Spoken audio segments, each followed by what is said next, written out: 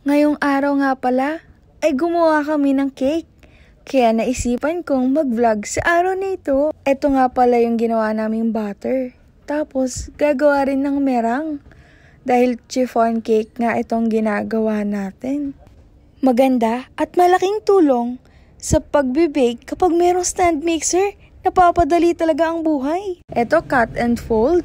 Dito naman ay pinaghalo na yung butter at saka yung merang. Tapos nilagyan ng parchment paper at sinalin na yung mixture.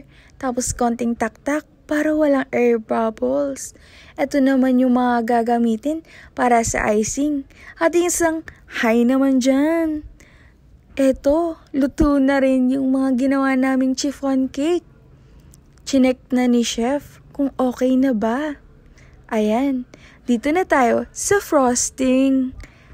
Ito nga pala yung ingredients. Swiss butter icing nga pala yung gagamitin namin. Ito, wag kayong tumulad sa amin. Nakalimutan namin mag-crumb coat. Kaya medyo nahirapan kaming pakinisin. Sa wakas, natapos din yung cake. Ayan, sa amin yung kulay blue. Ito nga pala yung magandang cake. Tapos, ayan yung sa amin. Tapos, yan yung pa yung sa ibang mga grupo. Kapag may oven na ako, susubukan kong gumawa ng mga cakes. Salamat sa panonood!